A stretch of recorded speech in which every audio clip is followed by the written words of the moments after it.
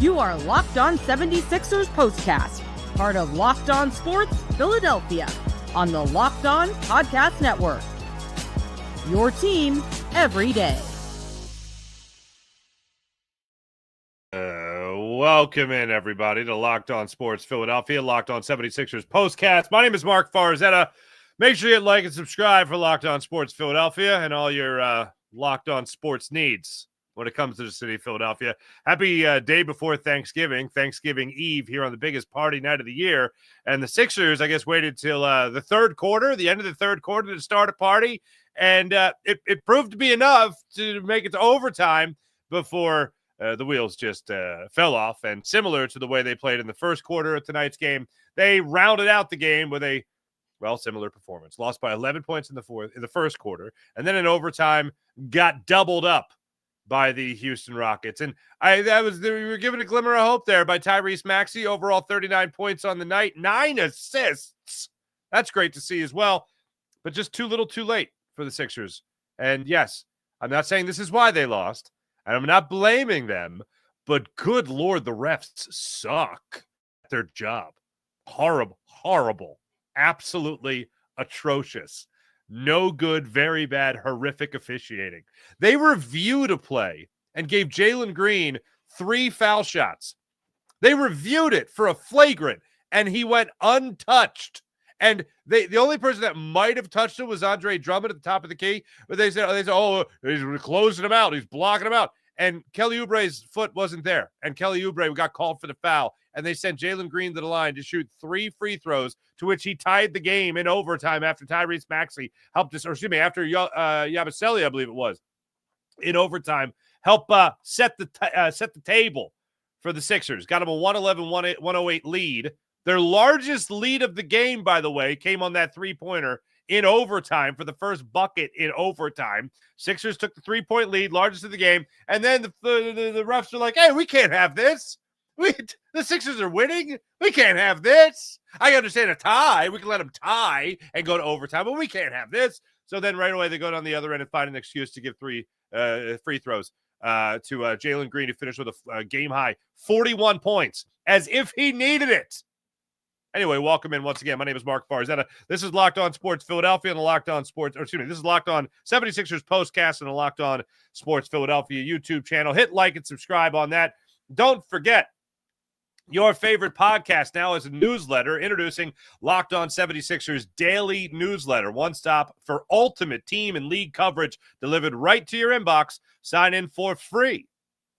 That's right. Sign up for free at LockedOnDaily.com. That's LockedOnDaily.com. And start your day with the all-new free Locked On 76ers newsletter. This particular episode is brought to you by Robinhood. Robinhood Gold provides the privileges of high net worth for any net worth. These generous benefits are now available for only $5 a month. The new gold standard is here with Robinhood. Sign up for Robinhood Gold at Robinhood.com/gold. Let's get into it. 3 big things as we do each and every program. Number 1, Tyrese Maxey is incredible. Absolutely incredible.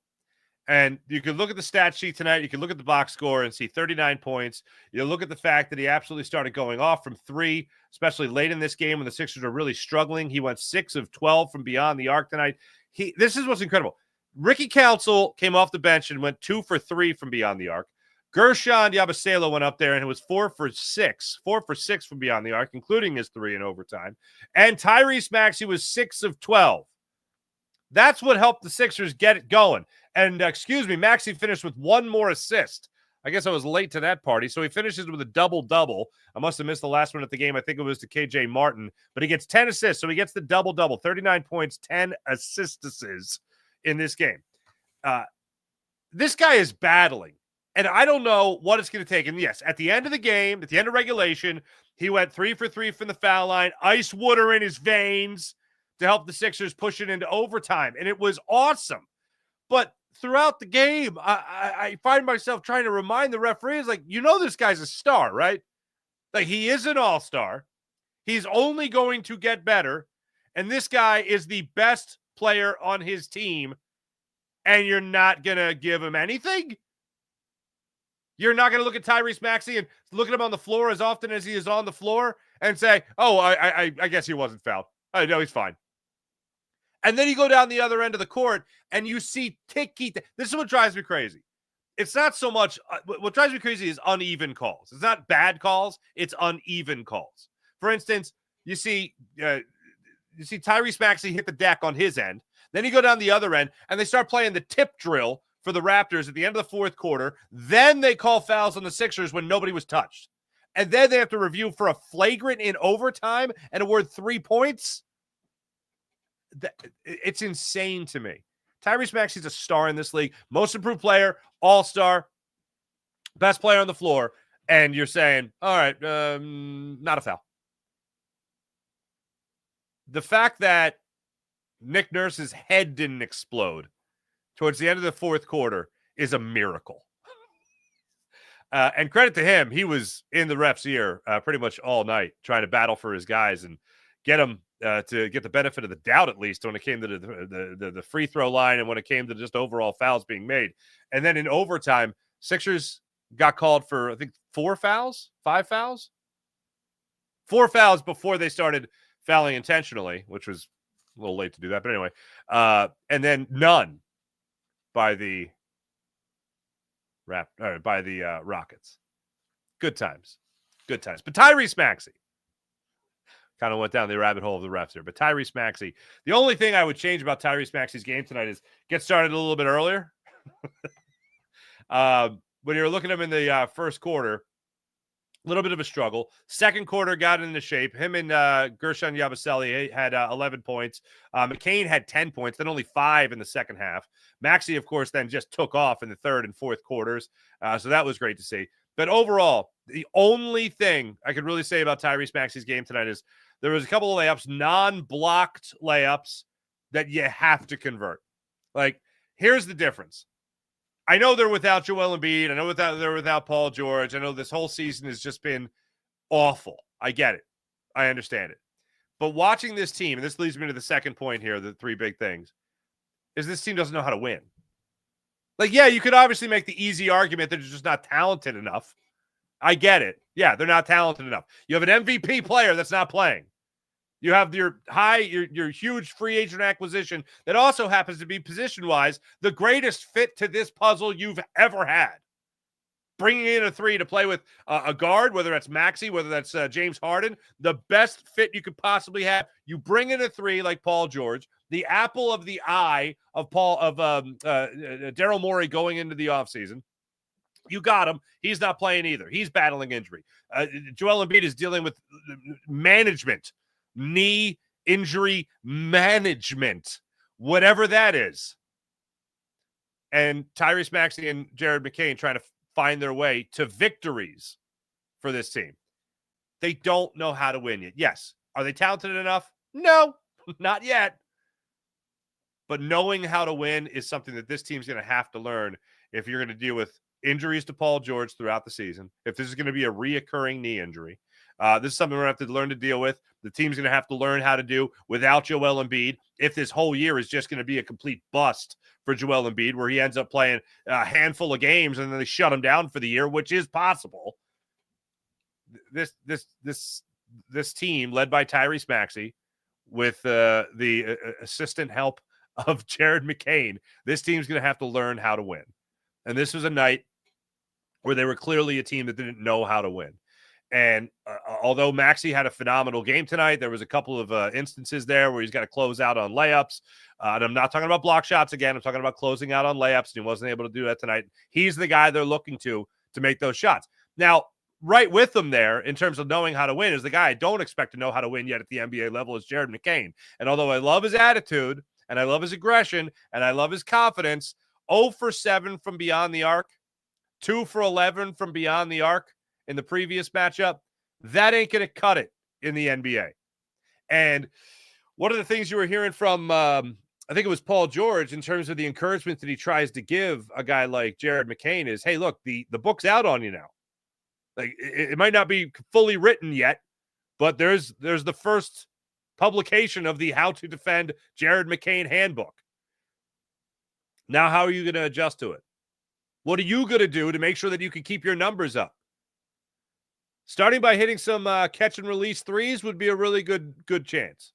He had 2 catch and release threes that jumped to mind tonight, and both of them were bricks. The last one was the worst. He got a great catch and release 3 opportunity in the corner in overtime, a feed from Maxey, and he put it off barely the front of the – it was almost an air ball. I thought it was an air ball, but on TV they called it just off the front of the rim, and I'm like, I don't know about that. So I think they were being kind, but this team just does not know how to win. Number one problem is they're not talented enough yet. That's the number one thing. But with what you have right now, these guys learning how to win seems like it's going to take a while, unfortunately. You know what would expedite the process, though? A healthy Paul George, a healthy Joel Embiid, then that would be great. But I'm not holding out hope in the very near comings here for Joel Embiid and Paul George to be on the floor at the same time. Paul George said, yesterday when he was addressing the media, he talked about how he's going to go out there and hopefully within a week be able to go out there and really help this team. But as of right now, he's not there. And Joel Embiid certainly doesn't look like he's coming anytime soon either. So learning how to win as they are right now is certainly something that was showing its ugly head today, not knowing how to win. Number 3, I don't know if I've ever looked at an overtime loss and went, this was embarrassing. But considering the Houston Rockets were in Minnesota 24 hours ago, went to overtime in Minnesota, now less than 24 hours ago, won in overtime in Minnesota 24 hours ago, and then flew to Philadelphia. They were saying on the broadcast tonight, got in around 3 o'clock in the morning, then had to play the 76ers. Did they show any signs of fatigue? No. First quarter, they win by 11 points in the first quarter. The Sixers scored 24 points. Jalen Green had 18 points in the first quarter alone tonight. 18 points. It took the Sixers 9 minutes as a team to score 18 points in the first quarter. Jalen Green already had 18 at that point. Good Lord, man. No signs of fatigue. Playing in an overtime game last night in Minnesota. Flying to Philadelphia, 3 o'clock in the morning hotel at the stadium, at the arena. I don't know, 5 o'clock, 4:30, whatever. And then they come out. Guns a-blazing. They come out. They win the first quarter 35-24. They lose the second quarter. Win the third quarter by 2 points. And then get beat up in the fourth quarter. And then in overtime, win by a double score of 14-7, doubling up the Sixers. Yeah, that's not really a sign of fatigue there. They got stronger in overtime. That wasn't supposed to happen. Sixers should have had the opportunity there to close it out in regulation, and they weren't able to do that. We'll talk about some of the bigger moments of the game when we come back. But as things went on in this one, it just got rough in overtime. We will take a look at the rest of the game, though, when we come back. This is Locked On Sports Philadelphia on the Locked On Sports Philadelphia YouTube channel. Locked On 76ers postcast. When we come back, I also am going to shout out one Sixer in particular who showed me more tonight than he really has throughout this entire season to this point. And it's a name that I guarantee you we haven't talked about before. That's when we return on Locked On Sports Philadelphia, Locked On Sixers postcast. How about Robinhood? With Robinhood Gold, you don't need a silver spoon to eat up the financial favors of the 1%. Robinhood Gold allows others to get the rates and perks usually reserved for high society. Now, the resourceful individual with Robinhood Gold can earn the very liberal rate of 4.25% APY on uninvested cash and be rewarded with a handsome 3% retirement boost on IRA account contributions. Robinhood Gold provides the privileges of high net worth for any net worth. These generous benefits are now available for only $5 a month. The new gold standard is here with Robinhood Gold. Sign up at Robinhood.com/gold. That's Robinhood.com/gold. Terms apply. The product-specific disclosures visit Robinhood.com/gold.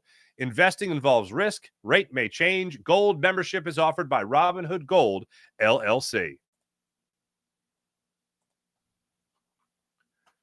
Oh, FanDuel. Hope you guys are having a good time with FanDuel. Get ready to tackle the NFL action with FanDuel, America's #1 sportsbook. How about the games for Turkey Day tomorrow? Because right now with new customers, you can bet $5 and get $150 in bonus bets if you win.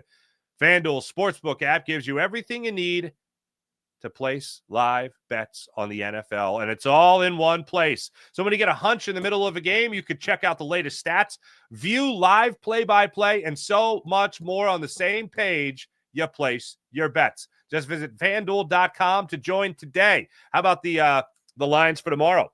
Lions hosting the Bears, kicking off at 12:30 on Turkey Day. Lions favored by 9.5 points. Oh, my goodness gracious. Then you got the Giants visiting the Cowboys. Danny DeVito, not looking good. Dallas is actually favored in that game, -3.5 at home. Then, to round out the rest of the day and all the action in prime time, the Green Bay Packers play host to the Miami Dolphins. The Packers are 3.5-point favorites going up against the Finns in that one. So never waste a hunch. Just visit FanDuel.com and join today. You'll get started with $150 in bonus bets if you win your first $5 bet. That's FanDuel.com, official sportsbook partner of the NFL.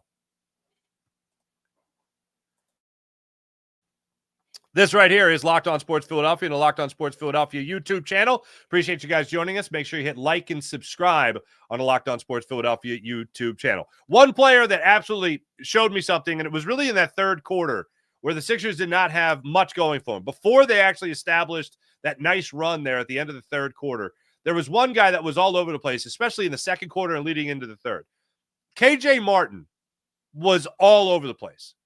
And look, he was not great tonight. If you look at the stat sheet, you're not like, oh my God, what an incredible night by KJ Martin. But KJ Martin logged 22 minutes off the bench tonight, gave you 8 points, 2 of 2 from the foul line, didn't attempt a 3, 3 of 6 from the field, 2 rebounds, 2 block shots, 1 steal, 1 assist. That's a nice night for KJ Martin. Now, I'm not saying he's the second coming. I'm not saying this was his coming out party or anything like that.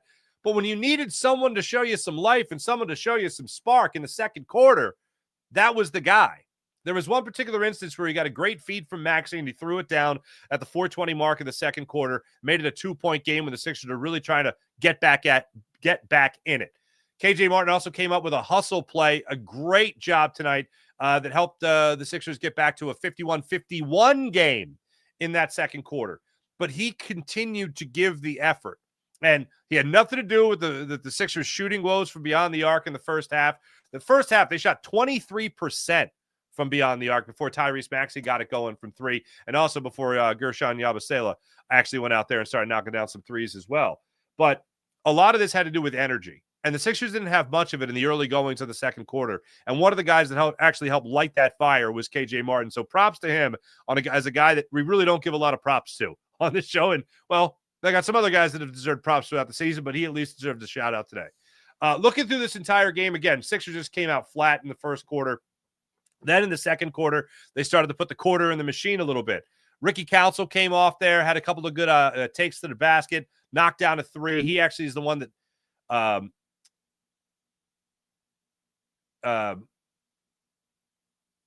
he took on 3 Rockets. I was trying to read my own notes here. Took on 3 Rockets on a fast break opportunity. Well, it's not even it's a fast break, but it's not. You got people in front of you. You got 3 Rockets standing there in front of you. Ricky Council, the fourth, decides, I got this. Dribble drive penetration through the lane, puts it up, gets called for the goaltending. That actually tied the game at 51-51. They end up going into halftime 55-51 with Houston taking the advantage. I mentioned it earlier. McCain had 10 points. Yabusele and Maxey had 11 points, but shot 23% from beyond the arc. When it was all said and done for your 10-9-8 76ers, though, after a second half surge for your squad, Sixers ended up shooting 36% from beyond the arc. They upped their percentage 13 points in the second half, thanks in large part to Tyrese Maxey going banana sandwich from beyond the arc. Red hot. And Guerschon Yabusele knocking things down as well. These are the moments, though, that you're watching this team without their superstars. They got a star, but without their superstars, where you're begging for them to find a way to win. And in that third quarter, I thought they were going to start to really take control of the game. And although in that third quarter, they won it by 2 points, you're watching it come about. Maxey hits a three at 9:45 of the game, making it a 2-point game.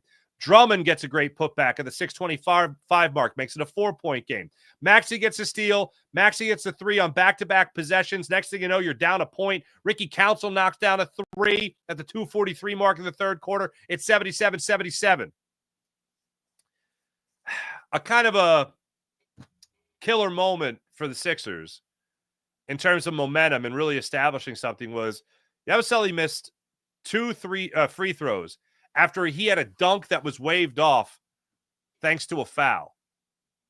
He threw it down, and it would have given the Sixers an 81-78 lead. So right then and there, 3 points would have been their largest lead of the night. Unfortunately, the dunk was waved off, called a foul. He goes to the line, misses both free throws. McCain, towards the end of that first quarter, made it an 81-80 game, or excuse me, third quarter, made it an 81-80 game when he knocked down a couple of free throws as he continues to be stellar from beyond the arc.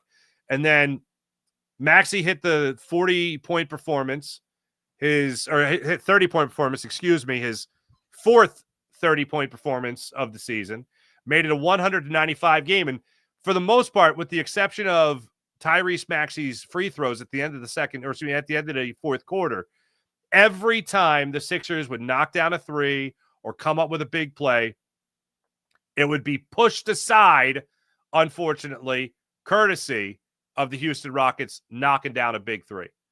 Sixers also closed out regulation on an 8-0 run that helped them tie it up. Again, 3 free throws from Tyrese Maxey at the end of regulation helped push that as well.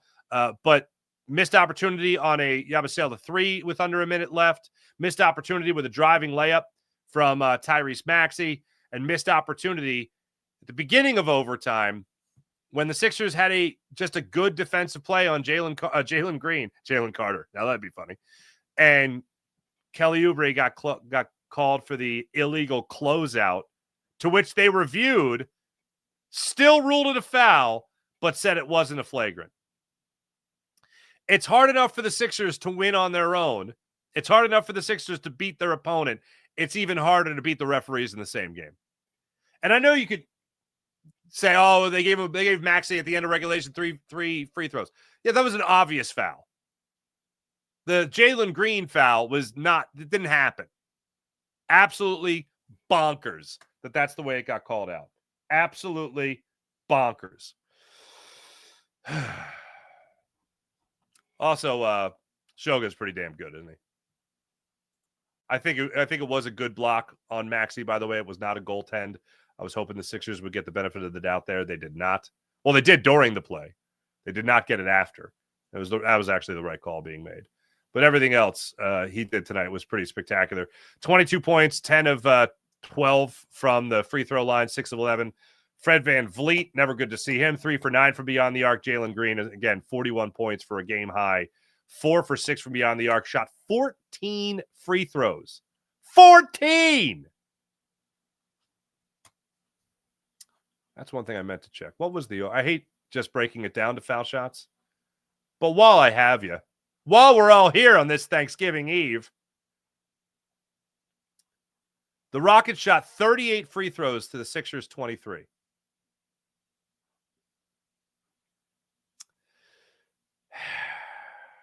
Rockets also turned the ball over 21 times. Sixers only got 17 points out of that. Got to be better than that. When we come back, we'll take a look at where the Sixers are headed after this. And we'll also take a look at what's going to happen with that injury report that we keep hearing so much about. That's when we return. This is Locked On Sports Philadelphia, Locked On 76ers postcast. Back after this. You guys heard me talking about Built before. PSA for anyone who rents. If you haven't heard of Built, B-I-L-T, you're about to thank me. Earning points on rent is now a reality when you pay your rent through Built. You don't even have to check with your landlord to start earning points that you can use towards flights, hotel stays, fitness classes, and even your next rent payment. Let me break it down for you when it comes to Built. There's no cost to join Built. And as a member, you'll earn valuable points on rent and on your everyday spending. Built points can be transferred to your favorite hotels and airlines, and even the ones you haven't heard of. There are over 500 airlines and 700,000 hotels and properties around the world you can redeem your Built points towards. Points can also be redeemed towards a future rent payment and unique experiences that only Built members can access. So if you're not earning points on rent, my question is, why not? Start earning points on rent you're already paying by going to joinbuilt.com. Is it on the screen there? It's on the screen. Joinbuilt.com. That's joinbuilt.com/LockedOnNBA. That's joinbuilt.com/LockedOnNBA to start earning points on your rent payments today. That's joinbuilt. That's joinbuilt.com. joinbuilt.com/LockedOnNBA. That's how you get that one going. Now, before we go any further, let's get into the chat check and see how your wonderful people are doing on this fine Wednesday evening after the Sixers' 122-115 loss to the Houston Rockets. Crazy. What's going on, Crazy? When are they going to shut down Joel for the year? I don't know. I just have a horrible feeling that it's coming. Ari, what's going on? Yo, Mark. I did a hockey show earlier. Thank you, brother. Appreciate you. Happy Thanksgiving to you and yours, Father. Thank you so much. Enjoy the turkey. Oh, I'll enjoy the turkey, Ari. Don't you worry. Thank you. Happy Thanksgiving, Crazy. That's cool. Crazy to Ari. Oh, I love when my chat checkers have themselves a good time and wishing everyone well wishes for the holiday. The refs were so bad in this game. Bam Man 100. I could not agree more. I know it's uncool to say right now, says Bam Man 100, but if we'd had Embiid tonight, we would have won. I find this situation frustrating too, but there it is. No, I think the Sixers would have won a lot of games if they had Joel Embiid in the lineup. I mean, that's not a hot take. Let me give this stat to you guys again. And I might have said this a couple of days ago. I said this on my own show recently, but let me just see if I can get this for you guys real quick. It's a bonkers stat about teams that start out the season poorly. Now, the Sixers are obviously worse than this now. After tonight's loss, they're 3-14 on the season. But when they were 2-12, ESPN put out this stat that only 6 teams